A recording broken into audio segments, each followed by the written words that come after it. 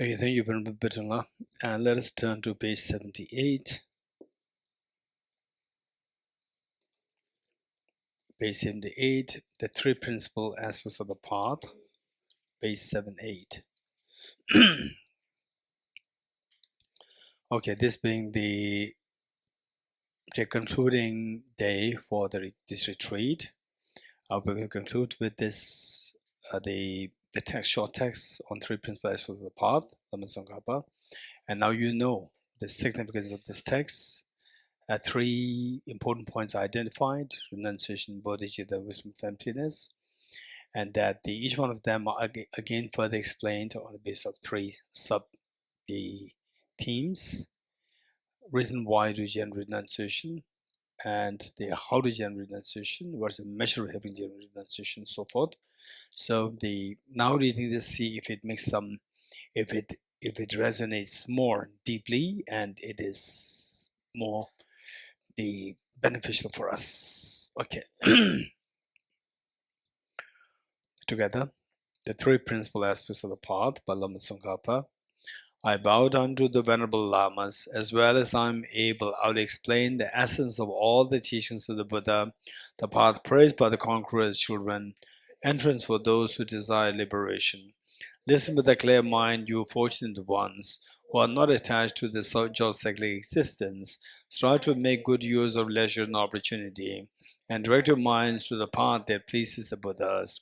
Without pure renunciation, an end to attraction to the pleasures of cyclic existence is unattainable. The craving for existence also binds beings. Thus, from the outset, seek renunciation. Reverse the attraction to this life by reflecting on how leisure and opportunity are difficult to find, and how life is ephemeral and without span. Reverse the attraction to future lives by repeatedly thinking of the infallibility of karma and its effects and the miseries of samsara. Contemplating thus, when for an instant you do not admire the splendors of cyclic existence and remain intent on liberation day and night, renunciation is born in you then. Renunciation, if not tempered by a pure mind of bodhicitta, however, will not bring forth the perfect bliss of unsurpassed enlightenment. Once one generates the excellent mind of bodhicitta, swept up in the current of the four powerful rivers, tied up strong bonds of karma, so on how to undo, caught up in the iron net of self-grasping, completely enveloped by the darkness of ignorance, born and reborn in boundless cyclic existence, ceaselessly tormented by the three miseries. Thinking of your mothers in this condition, generate the supreme mind of bodhicitta. Although you train in renunciation and the mind of bodhicitta, without wisdom that realizes the ultimate reality,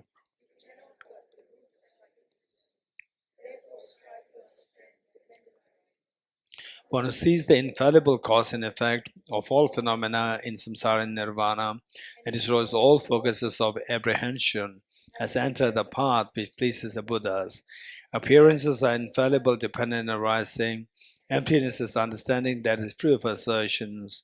As long as these two are seen as distinct, you have not yet realized the intent of the Buddha.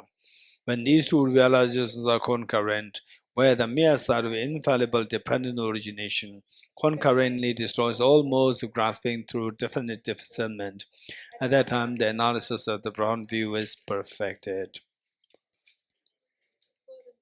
Okay, so here this text, there's a blank page. Read, Pedula. Continue.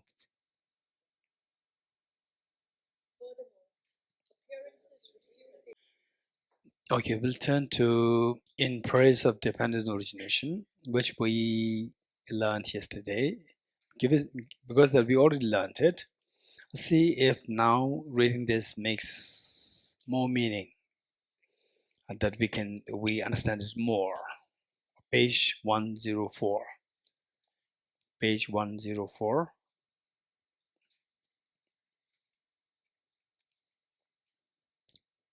Keep in mind that this text was composed after Lama Tsongkhapa having realized emptiness through all the many years of studies, reflection, meditation, by he himself was extremely the brilliant, great master, somebody who practiced these from past many lives. Okay, with this mind, in Praise of Dependent Origination, Tente Tepa by Lama Tsongkhapa.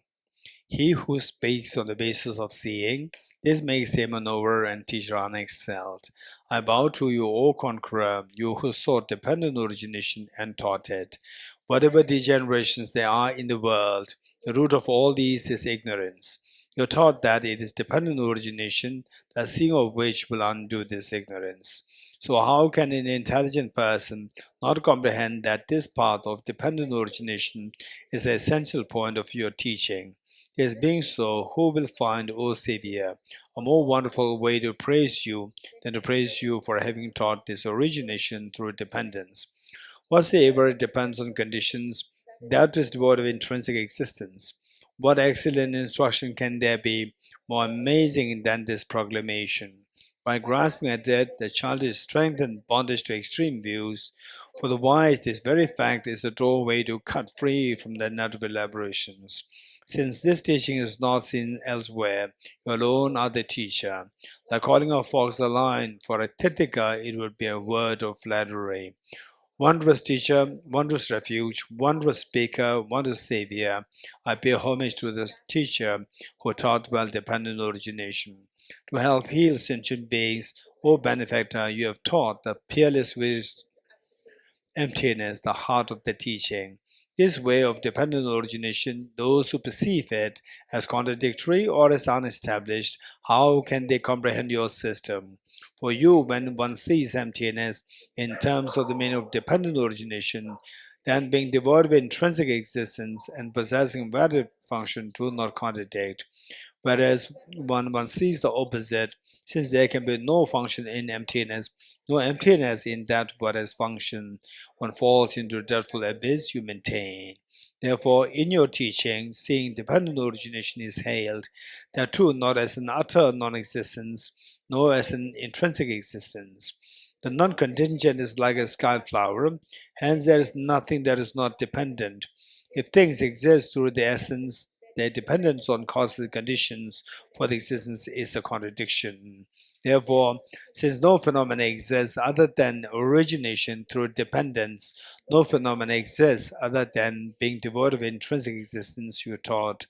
Because intrinsic nature cannot be negated, if phenomena did possess some intrinsic nature, nirvana would become impossible and elaboration could not be ceased, you taught.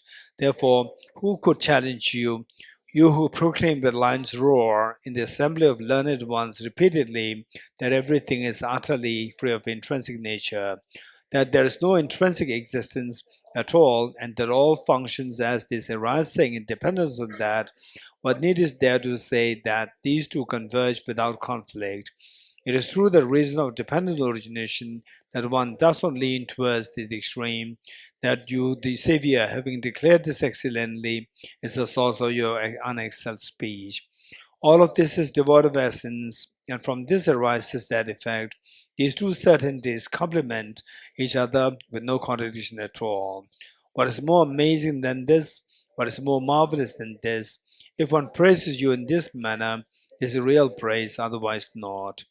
In being enslaved by ignorance, those who fiercely oppose you, what is so astonishing about unable to bear the sound of no intrinsic existence, but having accepted dependent origination, the precious treasure of your speech, then not tolerating the roar of emptiness, this I find the door that leads to no intrinsic existence, this unanswered door of dependent origination, through its name alone, if one grasps its intrinsic existence, now this person who lacks the unraveled entrance, well traveled by the noble ones, by what means should one guide him to the unexcelled path that pleases you?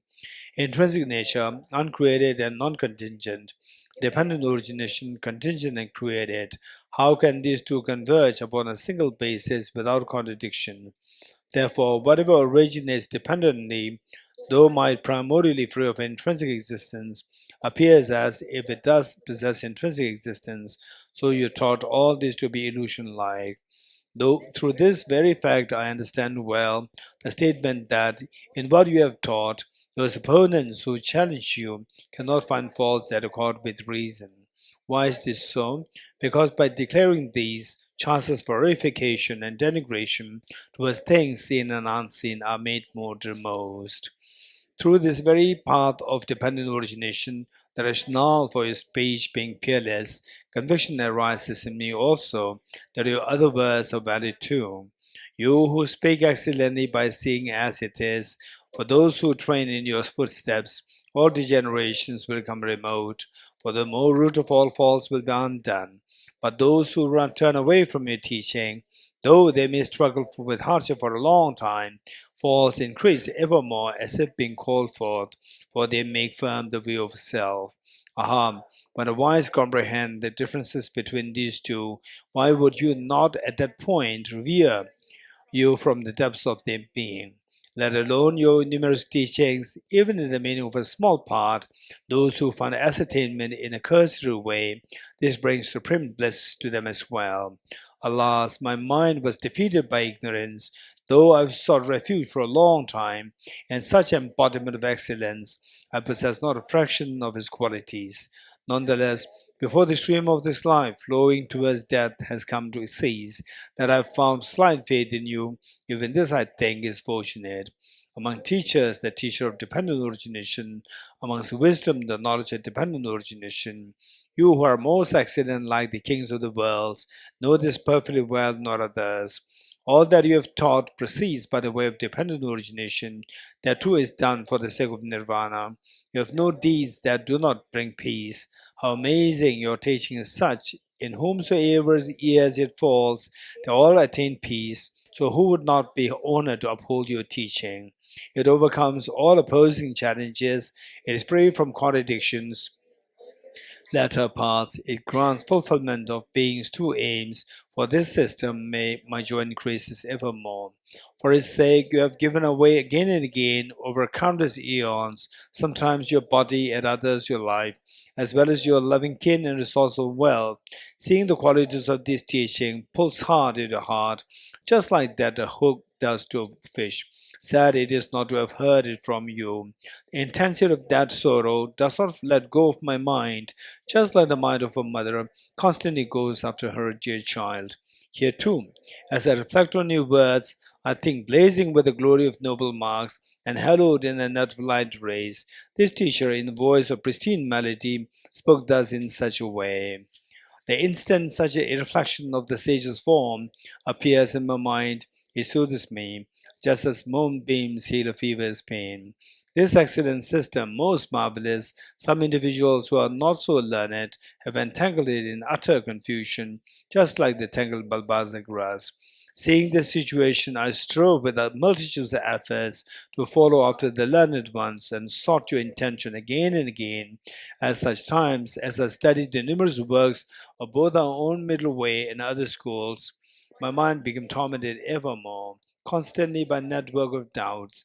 The night lily groves of Nagarjuna's treatises, Nagarjuna, whom you prophesied would unravel your unexcelled vehicle as it is, shunning extremes of existence and non-existence, illuminated by the garland of the white lights of Chandra's well-uttered insights, Chandra, whose stainless wisdom orb is full, who glides freely across scripture space, who dispels the darkness of extremist hearts and outshines the constellations of the false speakers.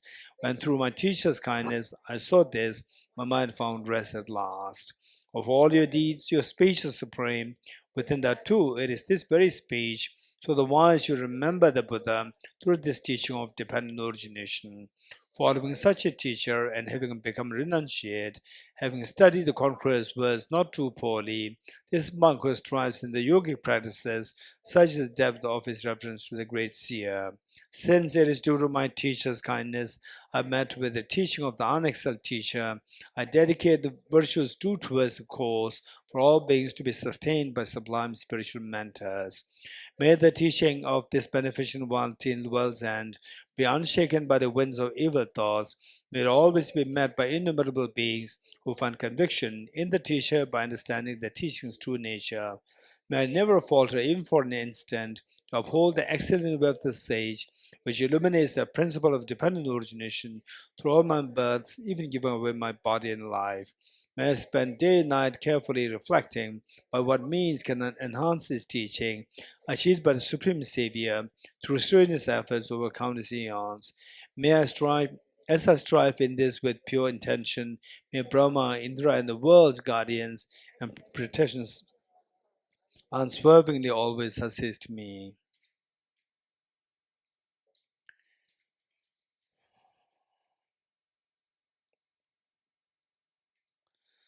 Okay.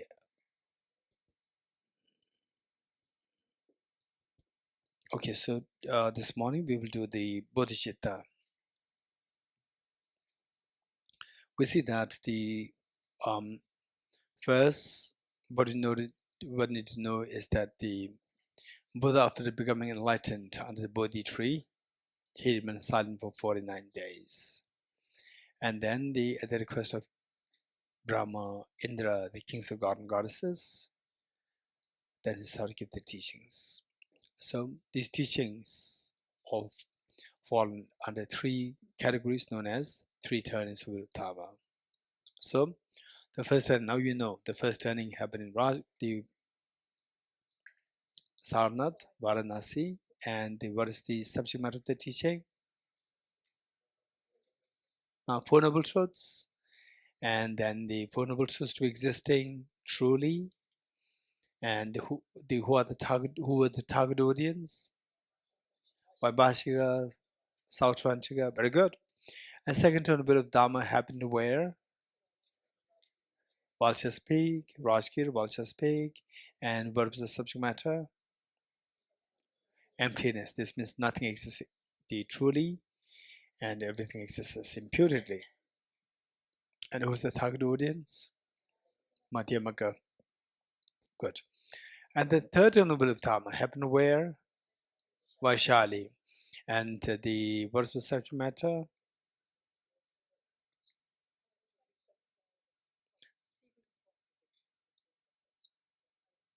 Okay, so most of us, we don't know, right?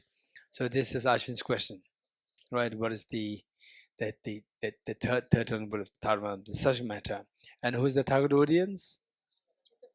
Chittamatra. Okay, let us quickly now go with this, the Ashwin's question. So, what is the subject matter of the third noble of Dharma? So, broadly speaking, it is Chittamatra's philosophy, which says that nothing is external; it's all just the nature of the mind. And the Buddha at one point, and this is the skillfulness of Buddha, because the people, they're different kinds of people with different mental dispositions, mental thinking. So once you have an incredible skill to deal with all these people differently, and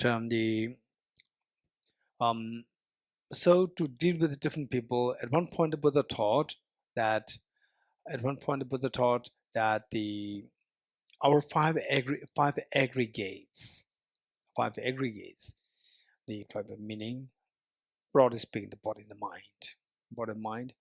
The five aggregates are the loads, and the self, the person is the load carrier, meaning that the five aggregates, they are like your loads, and when you're tired, you put it down and then you take rest. So the loads and the person, these two are different entities. So this is what the Buddha taught at one point, meaning that there's a self which is independent from the body and the mind. This is what the Buddha taught at one point, to accord with the propensity, predispositions of some of the people. Then on another occasion, the Buddha taught that karmas and the ripening results exist, but the person doesn't exist. This is second set. On another occasion, Buddha taught your karma and the ripening results, sickness, aging, death, happiness, joys, good health, bad health, all these things exist, but the person does not exist as independent entity.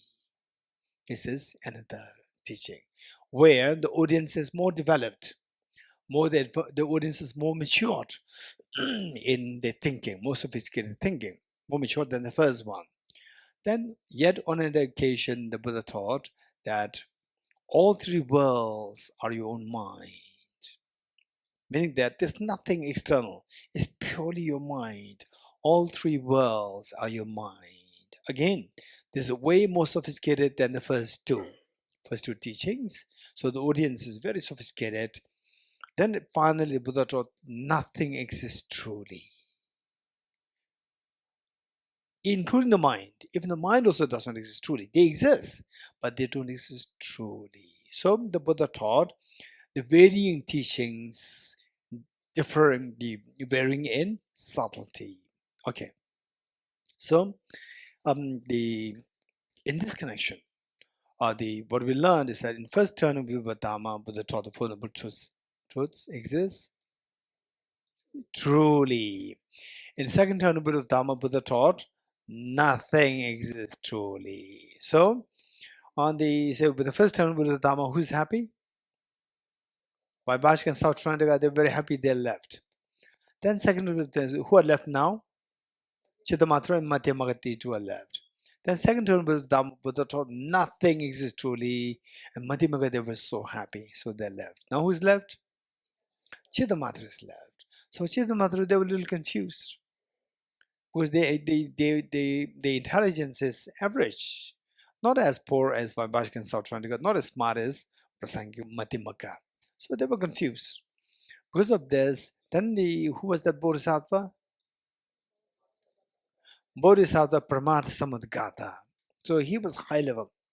He was already on the 10 bhumi, which means that he understands all the levels of teaching so clearly.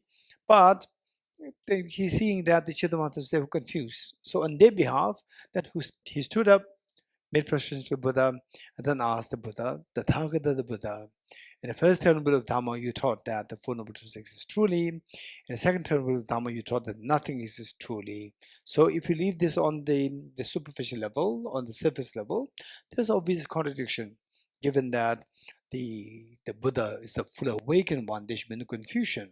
So what must be the reason that these two contradictory teachings were given? Then the Buddha said, you're right. Then the Buddha interpreted his own teachings. So what is that interpretation? So for that, we need to know this, that for the interpretation, first of all, we need to say whatever comes to a mind, be existent, non-existent, whatever comes to a mind can be classified into three groups known as three natures. All that comes to your mind, be it existent, non-existent, profound, subtle, gross, whatever, they all fall under three categories known as three natures. Okay, so that is one side. What are the three natures? That we'll discuss a little later. For time being, let us see if we can understand what all falls in the category of the existence, non-existence.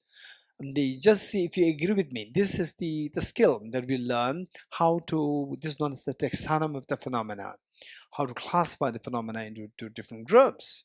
If you learn the skill, this is extremely helpful to us, saying that whatever comes to your mind, be it existent, non-existent, can all be classified into two. That is, those which exist and those which don't exist. You agree? Yeah, there's nothing which comes to your mind yet doesn't fall under one of these two categories. You cannot think of anything. You agree? Anything that comes to your mind should either be existent or non-existent. How many agree with me? Raise hands. Good. So we see that we grouped all that comes to your mind into two: existence and non-existence. Now, your job is to remember those things which I am not going to classify any further. What did I say? What did I say? Okay, so there is one symptom. There's one symptom known as a completion symptom. Completion symptom. Completion symptom, when something little heavy is completed, and the last day people are a little heavy, as well, like they're very gentle, calm, right? They become like bodhisattvas. Yeah. So there's a completion symptom. Completion symptom. Yeah. Okay. I can see those faces, even usually who are very active. Even the eyes are double, almost double lash. Right? Varma, double lash? No? Okay, this kid, he has double lash. Yeah, yeah. Usually this kid is very, like this. Today is like this. Okay. Okay, don't worry. This is known as, I went through this many times myself. The completion syndrome, right? Completion syndrome. When on the verge, I also went through these processes, right? The traveling with His Holiness the Dalai Lama. Sometimes months, sometimes 2 months stretch, 2 months. And what is that like? Say, one night here in the one hotel, then we move to the next hotel, right? And then another flight to another place, again another hotel. Then somebody asks you, so tell me, which place you visited? No clue. Right? No clue. Forgotten. And then the morning, His Holiness, the interview appointments, early morning started. His Holiness starts at wherever His Holiness travels, right? Say His Holiness gets up at 3:50, 3:30, wherever, no difference. Time zone, no time jet lag. For us, His Holiness, we reached there, landed, then His Holiness will say that we go straight to the teaching hall. And after many hours of flight, straight to the teaching hall, then His Holiness so fresh. And all the entourage members, right, including myself, on the stage, His Holiness throne, me down on the stage, only His Holiness me. Then all the entourage members, they're on the front row. Then the public, thousands of people there. When I was there, when His Holiness speaks in Tibetan, there's no danger for me. My mind is focused. When His Holiness started speaking English, then my responsibility is gone. So then I started to doze off. Dozing off, and very scary. Why scary? On the stage, His Holiness and me. Stage with the like 3-4 meters, like maybe 3 meters height, and I was just at the edge of the stage. If I fall, but very scary, very traumatizing. And all the other entourage members, they were all on seat like this, and they were all on seat like this. And His Holiness was very fresh, talking as well like he's just from this place, so fresh. Okay, so and then closer towards the completion of the tour, then all the entourage members, when they were having lunch, dinner, they were all yawning, yawning, because that is going through the completion syndrome, completion syndrome. Oh, okay. What do you say this? Oh, yes, all phenomena divided into existence and non-existence. You're getting it? You agree? This kid, you agree? Good. What do you agree? Okay, all phenomena. Not all phenomena. Who said it? I mean, even I'm also going through the syndrome. All phenomena. I didn't say phenomena. I said whatever comes to your mind. Whatever comes to your mind, phenomena means existent. Whatever comes to your mind should be, or technically speaking, it is known as selflessness is divided into selflessness. Because whatever comes to your mind is without selfhood. Whatever comes to your mind, be it existent, non-existent, is without selfhood. So therefore, selflessness is classified into two: existence and non-existence. And later on, during the group discussion, if you think that you want to learn more, right? So about particularly these divisions, we have Tenzin Yingjala there, understand? Tenzin Yingjala, he's there. He's learning these things in IBD, Sara, right? Okay. And Tenzin Yingjala's young assistant is here. Kaya Tenzin Duma is Ashang, the Uncle Tenzin Yingja's Ashang, right? What do you call him? Ashang, yes. Ashang means uncle in Tibetan. So the Ashang's assistant, you are the Ashang's assistant, and Ashang will explain all these things, and you have to say yes, no. Okay, good. Okay, so the selflessness is classified into two. What are they? Existence and non-existence. Okay, now what you need to remember? You need to remember those things which I'm not going to classify any further. For example, non-existence, I'm not going to classify any further. Existence, again, we classify into two: permanent and impermanent. And impermanent, I'm not going to classify any further. Now, permanent, again, I classify into two: ultimate reality, and permanent phenomena other than ultimate reality. That's it. Okay, let me do it again. So selflessness is classified into two. What are they? Existence and non-existence. Very good. And the existence again be classified into two. What are they? Permanent and impermanent. Very good. Permanent again be divided into two: ultimate reality or ultimate truth, and permanent phenomena other than ultimate truth. Okay, now is there anybody who can tell me what are the things in this taxonomy or in this classification, things which I did not classify any further? What are the points? Okay, this is Namdullah.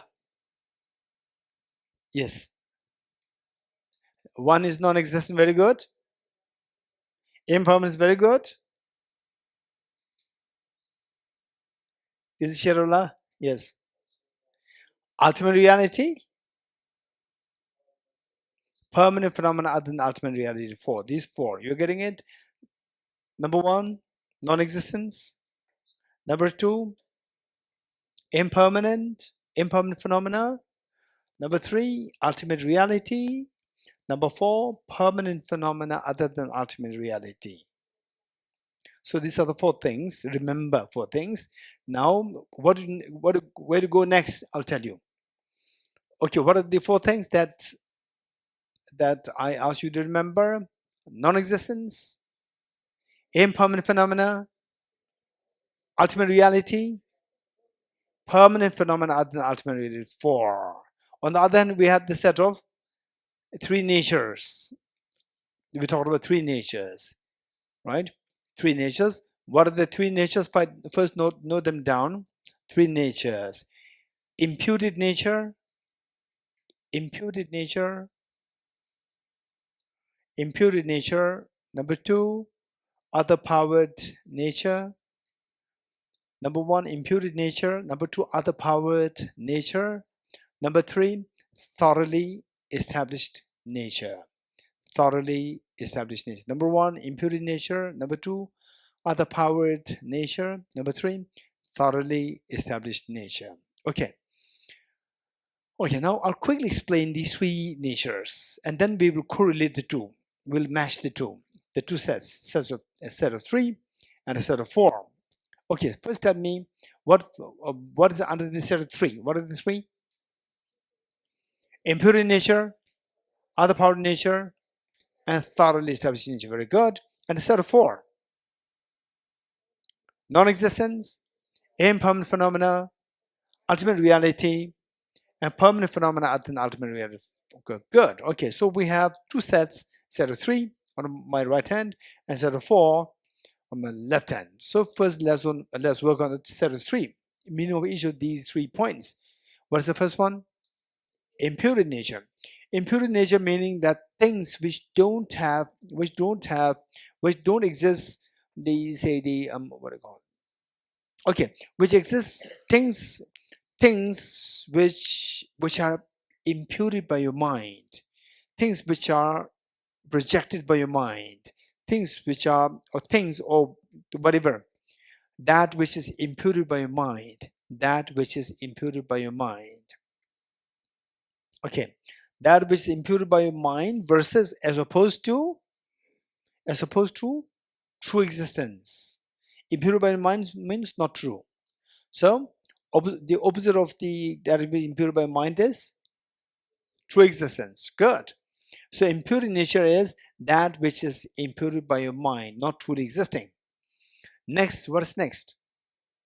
Other power nature. Other power nature meaning that the things, okay, now things that exist by the power, okay, things that exist by the power of other causes and conditions.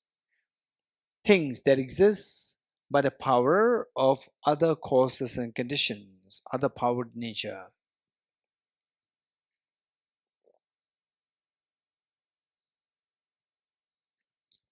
Let me repeat it. Other powered nature, things that exist by the power of other causes and conditions. Okay, what is next? Thoroughly established nature, meaning that what is ultimate, what is the ultimate truth is thoroughly established.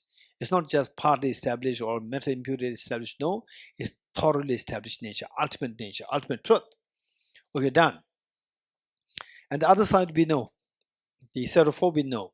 Now what we do is that we correlate what is in the set of four. We try to incorporate this in this set of three. You're getting it? And how to do that? Again, don't just look overall and then feel panicky. Don't do that. Just go one by one. The atomic system. Go with the segments. It's easy. Okay, set of four. From the set of four, we put everything from set of four to the set of in the set of three. What is the in the set of four? The first one, non-existence. Okay, what is second? Impermanent phenomena. Okay, impermanent phenomena. If you look at the other side, set of three, where do you think it goes? In okay, puja. Other powered nature. Why? Why do you think so? Yes, impermanent phenomena. Impermanent phenomena, they should exist by the power of causes and conditions. So impermanent phenomena from the set of four will fall in the other powered nature of the set of three. In other words, impermanent nature and other powered nature, these two are synonymous. Okay, now from the set of four, one is gone. Impermanent phenomena is gone. What is next? Ultimate reality. So ultimate reality from the set of three, where do you think it will go? Thoroughly established nature. Very good. So ultimate reality in the set of four will easily go into the thoroughly established nature in the set of three, because these two are synonymous. Ultimate reality and thoroughly established nature, these two are synonymous. Okay, now tell me, from the set of four, how many things are left? One or two? One, two. Which are two? Non-existence and permanent phenomena other than ultimate reality. Two things are left. So these two things, now there's the, you automatically, by default, you know that these two will fall under imputed nature. You're getting why? Because imputed means which does not exist truly, which exists simply by, which does not exist truly, which is imputed by your mind. For example, non-existence, it does not truly exist, obvious. It's simply what your mind thinks. And the permanent phenomena other than ultimate reality, they don't have the substance there. It's not ultimate reality, there's no substance there, so they don't exist truly. They exist by imputation. You getting it? You got it? Okay, now tell me, what are the three natures? Imputed nature, other powered nature, and thoroughly established nature. Okay, now tell me, what comes under imputed nature? Non-existence and phenomena other, not phenomena, permanent phenomena other than ultimate reality. Okay, these two fall under the imputed nature. Okay, and why these two are known as imputed nature? Because they don't exist truly. They simply are imputed by your mind. Good. What falls under the second nature? What is second nature? Other powered nature. What falls under other powered nature? Impermanent phenomena. Impermanent phenomena, other powered nature, these two are synonymous. Perfect. Very good. What is the third one? Thoroughly established nature. What falls under this? Ultimate reality. Very good. Okay. So now Now, the important point is that of these three, which of the three natures is truly existent, and which is not truly existent? Anyone? Just tell me which is truly, which is not truly. Raise hands, raise hands, raise hands. Okay, Tenzin Alhamdulillah.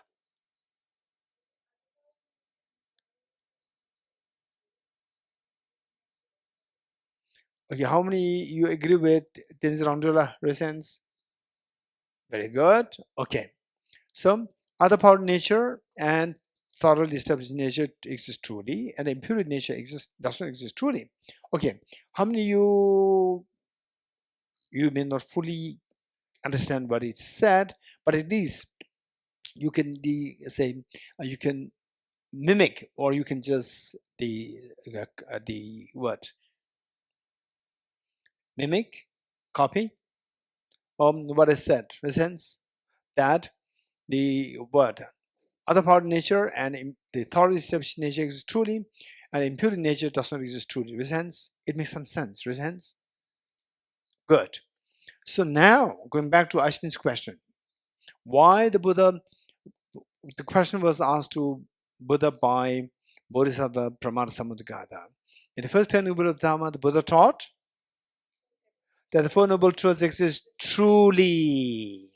Second 10 Noble of Dharma, the Buddha taught nothing exists truly. If these two teachings were to be kept, to be studied on the face value, these two are contradictory. So given that the Tathagata is an omniscient one, cannot have a confusion. What must be the reason why these two, the superficially contradictory teachings were given? Then the Buddha interpreted his own earlier two teachings. So how? Buddha taught, now listen, this is the key. Now do you know the reason? Buddha taught that in the first 10 Noble of Dharma, when I taught that the Four Noble Truths exist truly, I mean the other power nature and thoroughly established nature to be existing truly. And in the second 10 Noble of Dharma, when I said nothing exists truly, I meant impure nature as not existing truly. This is what I meant. You're getting it? So this interpretation becomes the basic, the philosophical teaching of a Chittamatra school. You understood it? Good? Good. So from this, the point is that the Buddha was teaching that in this teaching, in this third term of Dhamma, the Buddha was teaching everything is the nature of one's own mind. What truly exists is your mind and the ultimate reality. Whatever we see as outside, this is all just illusion. This is your the deception. This is your like dream. In dream, we see that we see so many things. We meet so many things. We meet with goals and we run for life. When you wake up, we see that they're all your nature of your mind. There's nothing really as external. So from this third will of Dharma, then this philosophy of emptiness or externality came into being. Okay, that is done. Okay, now the bodhicitta.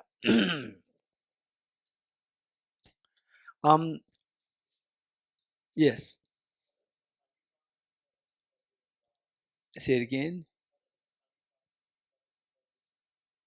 Which teaching?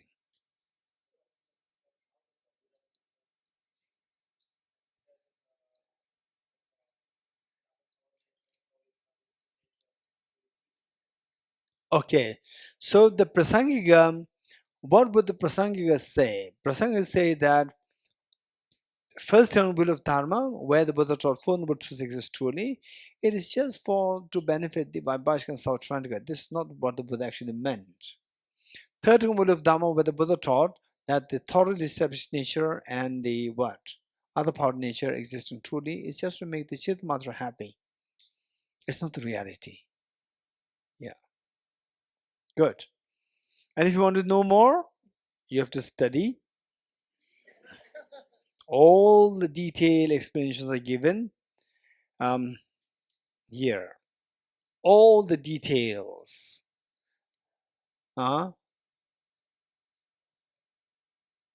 brown one. Masters. Yeah.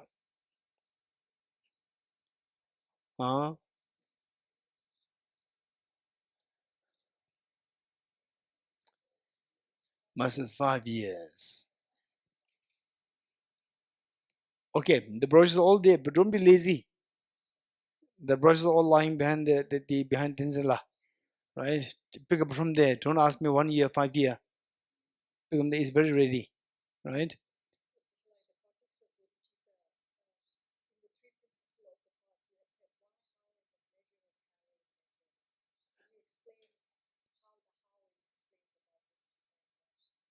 Okay, there's a mean here. Okay.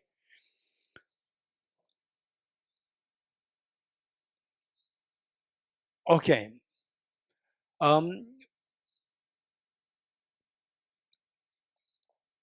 Day one we were here. We asked what's the purpose of our coming here. So we all somehow we came to conclude. We all came to the consensus that we all want to stay away from miseries and to have the maximum happiness. We agree? Still remember? Good. Okay. If that's the case, let's not forget it now. This is more like the summary of what we did the last 10 days.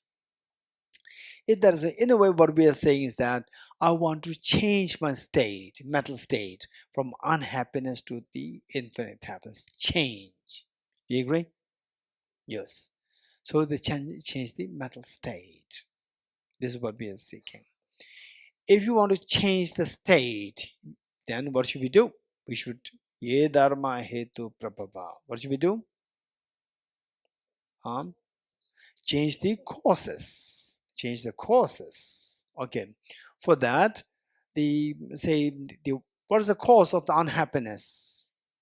Non-virtues. What's the cause of happiness that we are seeking? Virtues. So we have to change our mind from non-virtue to the virtue.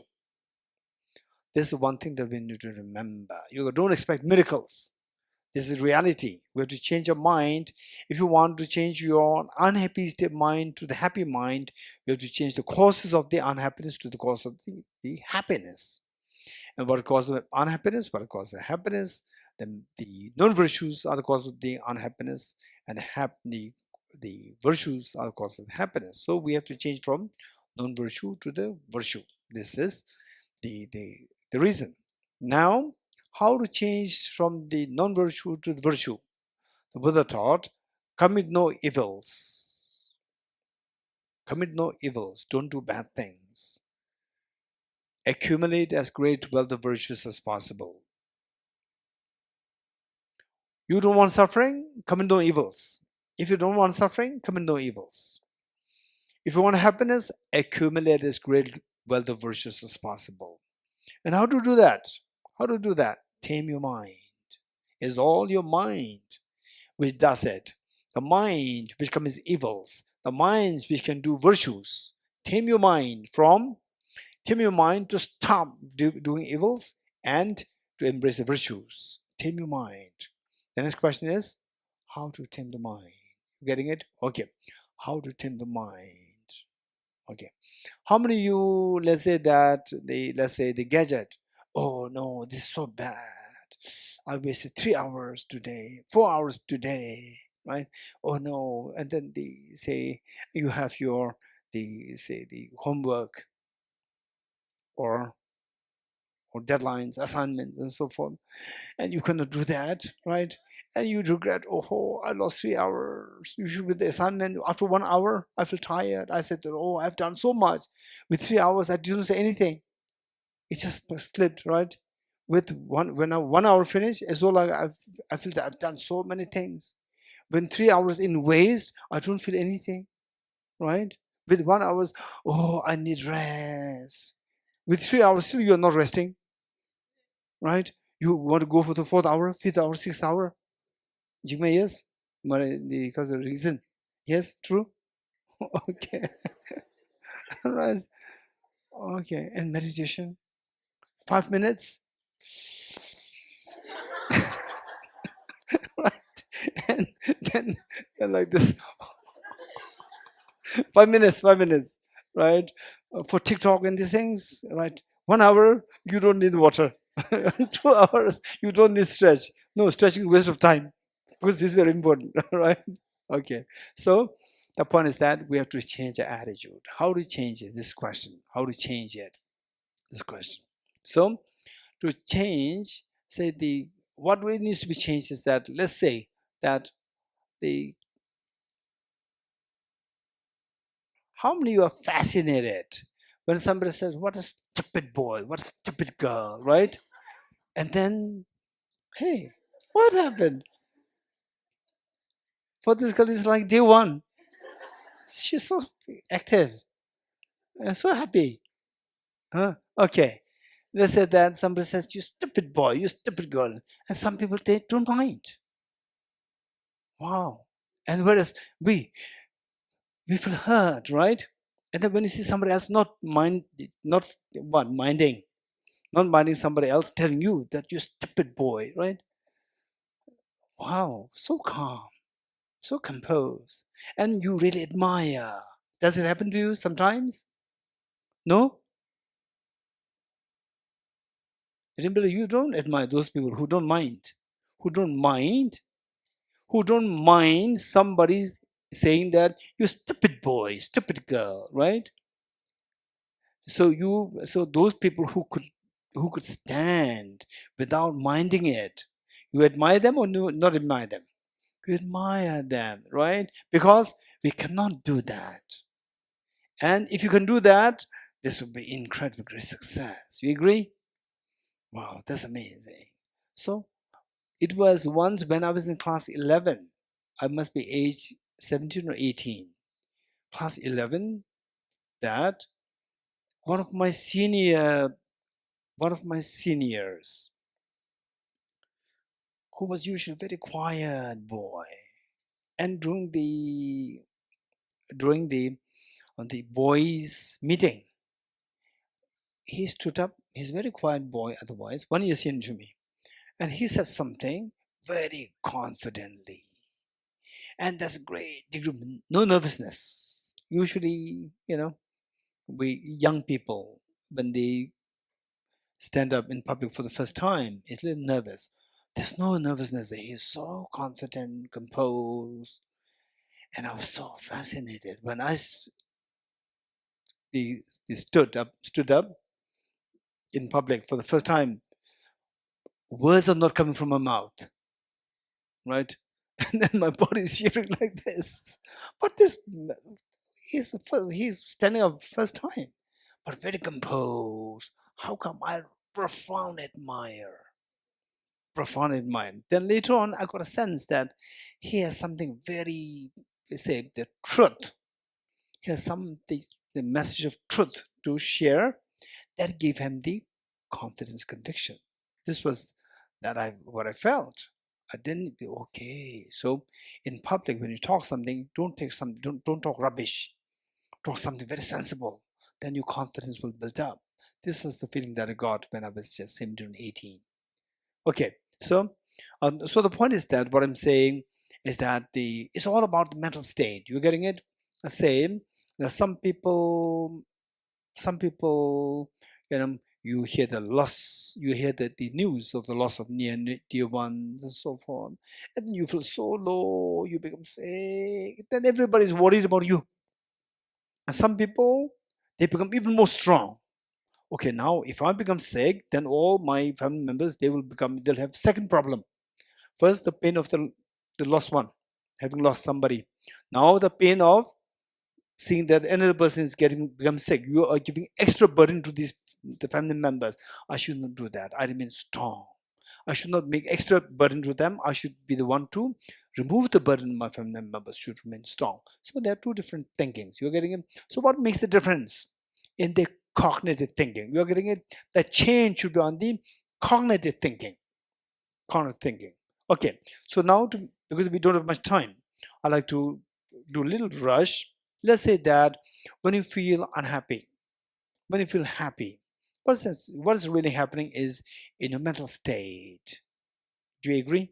This is the first point. Oh, today I'm very happy, today I'm not happy. It's all mental state. You agree? Okay. So what is happening is that unhappy or stress or anxiety is a mental disturbance happening. You don't want the mental disturbance, but the disturbance is happening. So what is that disturbance? And this disturbance you can feel. There's some of the eyes I can see double lashes, right? This girl, yeah, I can see that.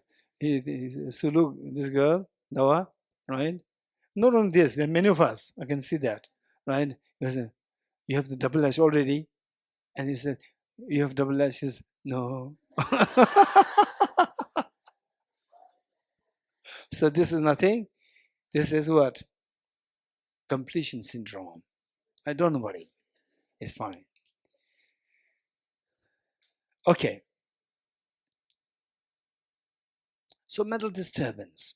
This mental disturbance, you can see it reflected in your physiology, physiological reaction. You know how? Say you're here, there's something, you ran out of your place, come to there's something for a peace of mind, right?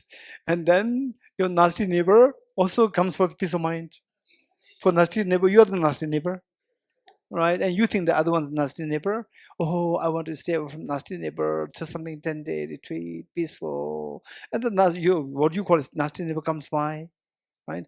Comes up, what happens? And instantly your heart, your lungs, breathing, tick, tick, tick, tick, tick, tick, right? It's manifested. So you want to see the nasty neighbor? No, but you are seeing it because of which disturbance is happening. This disturbance, meaning that you don't like it, you don't like it, you don't like that. So this is the resistance coming. This resistance is felt on the mental level. Mental level is transmitted on the physiological level, and then the heartbeat faster, the lungs. Particularly, oftentimes when people are a little unhappy, the upper part of lungs work, right? Chest. You've seen that? When somebody's nervous, upper part of lungs, upper part of the chest moves. Okay, so this is where your psyche is manifested into the physiological reaction. You're getting it? So this disturbance. What is this disturbance? Mental disturbance. What is that mental disturbance? For this, we need to know 5 points. How the mind works. These 5 are known as omnipresent mental factors. Omnipresent mental factors. Omnipresent mental factors. Okay. The first, we did already earlier. Contact. Number 2, attention. Number 3, attention. Number 1, contact. Number 2, attention. Number 3, discrimination. Number 4, feeling. Number 5, intention. Very good. It's 5. Now, when you feel mentally a little uneasy, mental unhappy, and for example, somebody who you dislike comes by, then your mental unease comes. So this unease, nothing. The mental intention. Mental intention is the one which makes the mind move. Now, you don't want the mind to move. You want the mind to be at ease, but the mind is moving, involuntary, resisting. That is the involuntary movement of the mind. This is intention. What made this mind to move is because of the feeling. Because of this feeling. Wow, that was amazing. Right? Look, I said Dawam, and she's very cool. Right? This is your strength. Okay, so say when your mind say when somebody who you dislike passes by, then you like it, you don't like it. You don't like it. What's the feeling? Unpleasant feeling. You like the pleasant feeling, unpleasant. You like the unpleasant feeling, you don't like it. So because you don't like the unpleasant feeling, you want to remove the unpleasant feeling. What triggered the unpleasant feeling? That person passing by. You getting it? So this person passing by, you cannot remove that. So the mind resists. Mind resists, but you cannot remove it, so it continues to resist. Right? Continues to resist. That is the unpleasant, that is the mental stress. So this is because of the unpleasant feeling. What triggered the unpleasant feeling? You are here very calm, and suddenly there's your neighbor passes by. What created the unpleasant feeling? Discrimination. This is the this is my nasty neighbor, right? This is my difficult neighbor. So when you see that, when you discriminate the other person to be your nasty neighbor, then the unpleasant feelings triggered. Okay, how come do you how do you know that the complicated neighbor passes by? How do you know that? Um, because of your eyes are wide open, you're getting in contact with the object, and then the information that he is your neighbor. Paying attention. Is this my neighbor? You first come contact, and then you paid attention. Is this my yes? You're getting it. So that gives you the discrimination. Now, if you don't want this mental stress and anxiety, what you do? That you should change the intention from the stressful resistance to the non-resistance, from the resistance to the embrace. Which do you like? Embrace or resist? Embrace. You have to change the intention from resistance to the embrace. How to change it? Change the feeling. Change the feeling from unpleasant to the pleasant. What makes the resistance? Unpleasant feeling. What makes the embrace? Pleasant feeling. So you have to change the unpleasant feeling to the pleasant feeling. And how to change the unpleasant feeling to the pleasant feeling? Change the discrimination. You're getting change the discrimination. What is discrimination? It is the cognitive mental factor. Discrimination is a cognitive mental factor. Cognitive mental factor.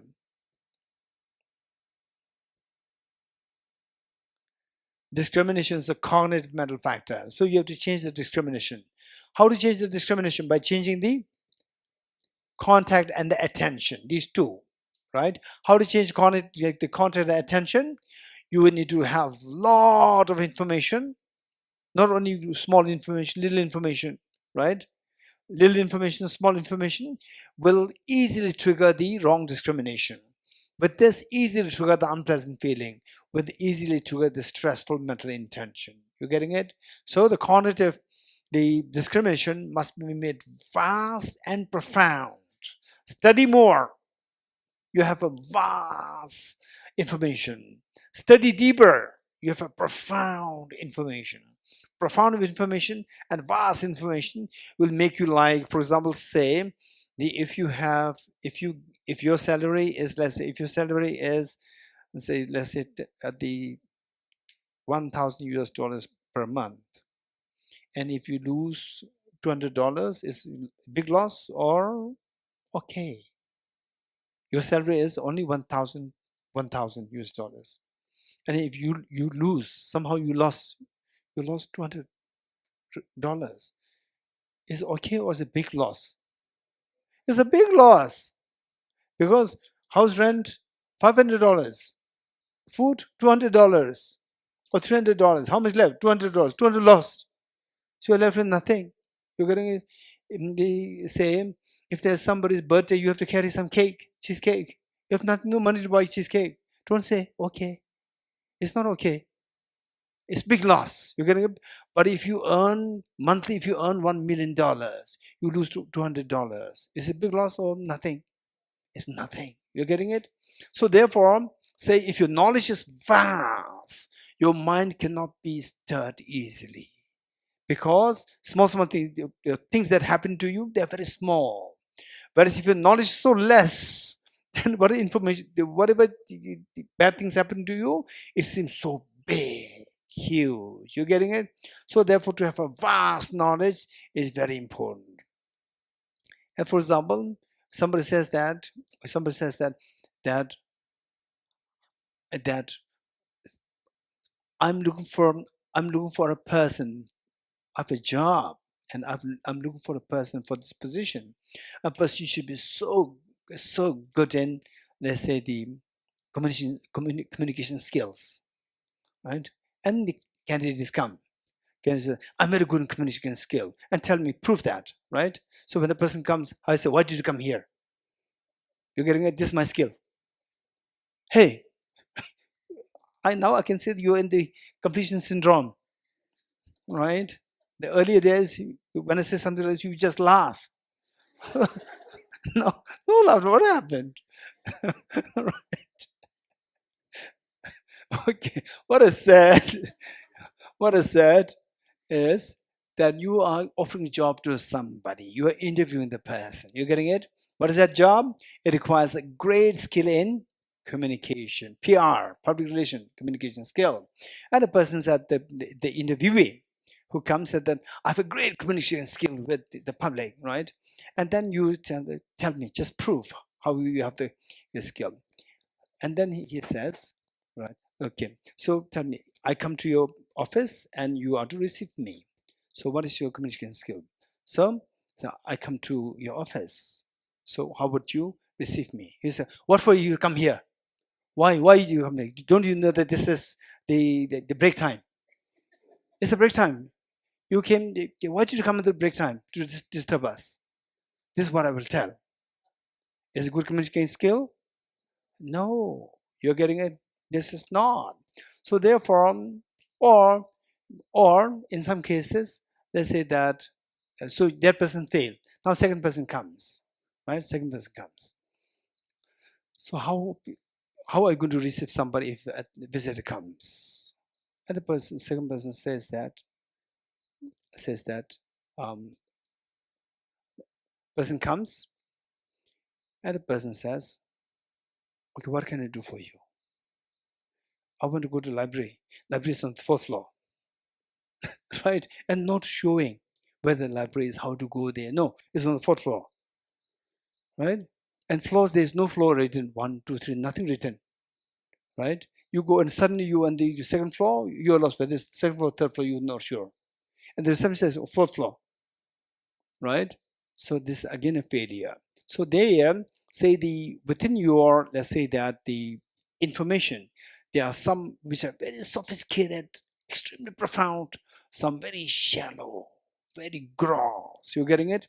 So if the information is very gross and shallow, then again, you cannot really have this change in your mind. When the problems happen on a very sophisticated level, then you cannot manage it because you don't have a sophisticated information. You're getting it? So they say the Buddhahood, there's a very sophisticated skill. We need to learn how to deal with these sophistications with the sophisticated skills. Okay. You want to hear about how the sophisticated thoughts are required? If not, what's the problem? You want to hear it? Are you sure? Okay. If you want to hear this, that was like almost 25 years ago when I was in Tibet. And in those days, unlike today, in those days, okay, I'll say that. In those days, say that in the monastery, the first computer was bought when I came there, when I joined the monastery from IBT. And of course, it's not that I bought it, the office bought it, our library, the monastery library bought it for the library use. And those days is very expensive computer, very expensive, but it's extremely gross computer.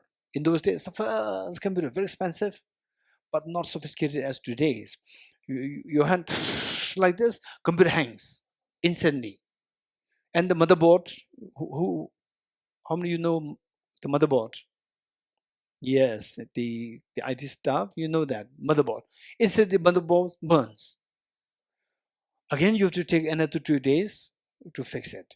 Brought it here, again you have finish. Again, computer hangs. Oh, that was the situation. So we should be really very good. The young people, with all these gadgets, hours, they don't have this idea. You do like this, right? Your hands so fast. Like this, it hangs. And it doesn't operate. But yours one so effective. This is because your computer is very, very, very developed in comparison to those days. So those days, because this is a situation in computers, what happened was that my friend, who was actually senior to me, of course, he does not speak English, and he was given the response. he's in the library. He was given the responsibility to make our monastery's calendar. What is that? Diary, not calendar, diary, with the English calendar and Tibetan calendar both. This computer hopeless. No, impossible. This computer cannot do that. Just type your finger, finish, it burns. So impossible. Then and he had no idea how to make it. My friend, he doesn't have any idea. And a boss, he gave this responsibility to him. My job is as an editor of the journal. My job is my job, separate. And he was given this job. And my friend, we're very close friends, and I want to always protect him, because that a boss can actually easily shout at him, because so this is a problem. When we each one of us, we really need to build your own qualities, strength. You need to be good in one, minimum one. You must be good in one, so that you can become very self-confident. Otherwise, people will bully you, abuse you for that reason, if you're not good at anything. So this is a tendency. So therefore, I was protecting my senior. He was not really, having any expertise in particularly this area, that area. I'm always, and then they say my own editorial work, and then his work, I'm helping him. So he had no idea how to make this, and I could see that it's a huge work, because Tibetan English, all these numbers, Tibetan put in English, all these numbers, dates. How many days are there? 30 into 360 dates, plus the days, 360 days, all cut into pieces, small numbers, cut, Tibetan, cut, and then attach with English, right? So that I could see that, because I have no experience in this. He is totally hopeless. So I'm helping him. It's not my job. If I don't do this, my boss will scold him. He may even fire him. So, and I could see a big problem there. So from my side, I did whatever I could do, and then we took it to the main printing press. And printing press person, this is his job. He knows that. In the city, to outsource it. And we have to explain this to him. And the printing press person, he understood what I'm saying. And the main person who is responsible for this, he had no clue what was being done. He is ignorance is bliss. And finally, all printed. Then we start to cut. And then he started to see this. All the 600, almost like 600, 700 small pieces. He could see this. Then he started to discover that there's a huge, complicated problem. He said that I have a headache, right? My person. Then he realized. Only then he realized. And then the printing press man, he was diligently doing one by one, patient doing one by one. After 1 hour, he said that I want a paracetamol. Right? Oh, why did I say this? Okay, sophisticated. Very complicated, sophisticated. My friend, he had no clue of this till when it was actually done. It was his job. And he had no clue what was going there. And I already had this right from the beginning. I already had the headache right from the beginning. Before I came there, and I know, because that when actually being done, I was observing everybody, how my friend discovered that this is a big headache problem. And the poor printing press person, he knew the problem, and he was doing it, and he had, within 1 hour, he took a breath and he lied down. Right? Okay, so what I'm saying is that attaining Buddhahood, managing life skills, having what do you call it? Building life skills, and spiritual practice is not just sitting like this, practice. No, you should make your cognitive thinking extremely smart, because finally your spiritual practice is determined by your intention. Intention meaning of the 5, how the mind moves under different situations. It says that when you have a nice food and beautiful sunshine, you put on the facade of a Dharma practitioner, because there's no imminent problems. You're getting it? It means that when the food is nice, when the belly is full, and then there's a bit of a sunshine, and then they sit like this, everybody's, wow, Dhamma Prashan. When you encounter with difficulty, then you cannot control yourself. When you encounter with this situation, then we'll tell you if you cannot manage this is a proof that we are not a Dhamma practitioner. We are as ordinary as what we are. You're getting it? So how can you manage that? How can you manage that? Under such a difficult situation, you can manage your composure. You can maintain your composure only through a very stable and refined cognitive thinking. You're getting it? Very refined and cognitive thinking will keep you at peace and calm. So therefore, how to enrich this cognitive thinking? Through more studies, more reflection, because of the contact and attention. Contact with the vast information, vast knowledge, and deep knowledge. Okay, so with this in mind, bodhicitta, wishing to take the responsibility of all the beings. You're getting it? With bodhicitta is nice. How many feel that it's nice? Presence? Bodhicitta is nice, right? Oh, bodhicitta is nice. But in practical terms, right? When two people have a complication with you, or say what I said you have somebody to take care of at home, right? Somebody who is dependent on you. Oh no, I have so many things to do, and I've taken care of this. I cannot go out. I'm bound by this. You complain, right? And then the situation where, say, the one is at home, one is in hospital, right? When you go to hospital, the one in home is neglected. When you go to home, the one in hospital is neglected. Of course, what do you do? And then finally, some people, they're very calm and composed. But some complain, what do you do? I have two things to do. I have a huge burden, right? And whereas others, yeah, what do you do? If I don't take care, who'll take care? So I'll have to do that. Some people manage like this. Then if this is how we cannot manage even with one person, with two persons, how can you think of managing all the innumerable sentient beings? And sentient beings have, what are the sentient beings? All the sentient beings are like small children, like Kaya, nice, cute? No, very complicated people are there. Extremely complicated people are there. And if you don't know that, you ask me, I'll tell you. I sit in my office. I suppose nowadays it's very beautiful, Tibet House. Very beautiful. Nowadays, very beautiful. Like the Sirin Tundula, Tenzin Namdula, now the young staff. At one time, very complicated. I just sit in the office, I don't have to do anything. Right? I don't do anything. Just sit there and people get all of, oh, he's being nice to that person, he's not nice to me, he's nice to this, that. Oh. You're getting it? And because they have inner conflicts there. So when I call person A, person B thinks that Geshe is citing this person A. When I call person B, person A thinks Geshe is citing person A. Right? Don't do anything. It's amazing. It's amazing. So now what to do? What to do? You're getting it? Finally, the thing is that what if the mother sees a child very complicated? If the mother sees a child very complicated, mean the child, young children, 3, 4, 5, fighting, age young, very little children, they're fighting amongst each other. You are very complicated, no, get out. Is this the mother's attitude?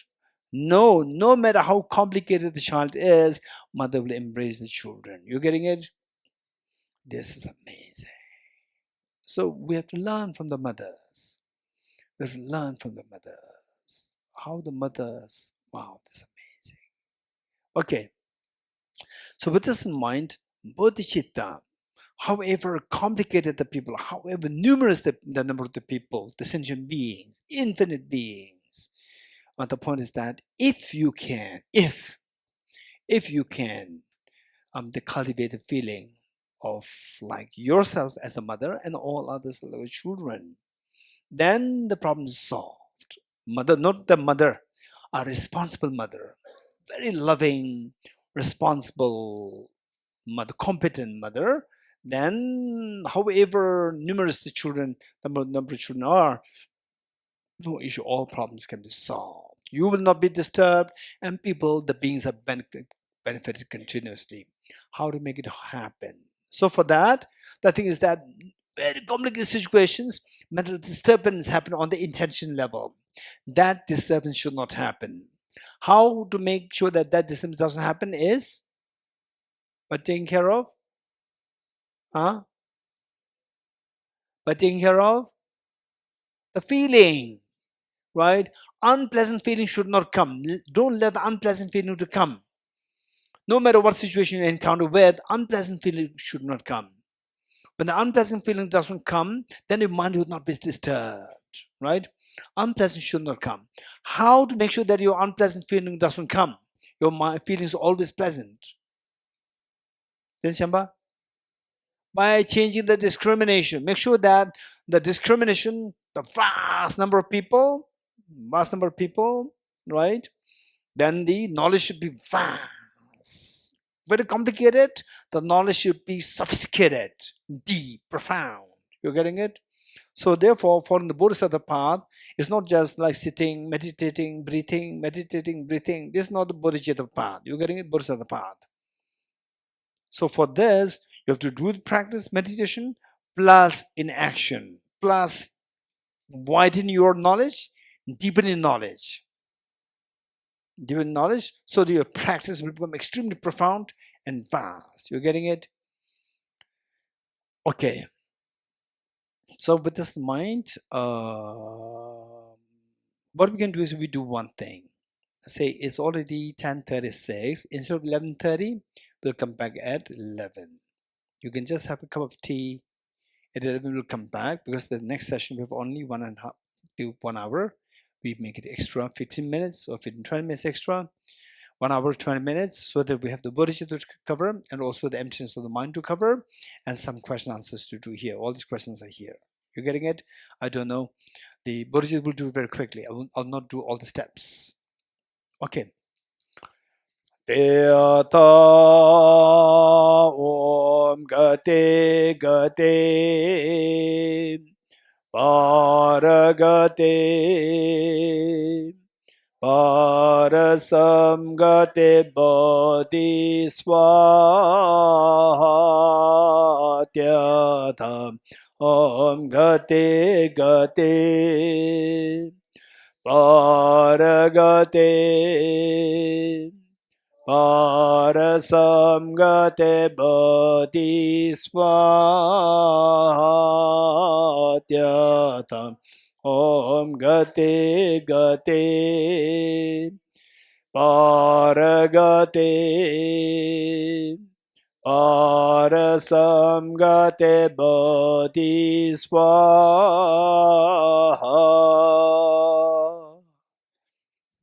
3 prostrations.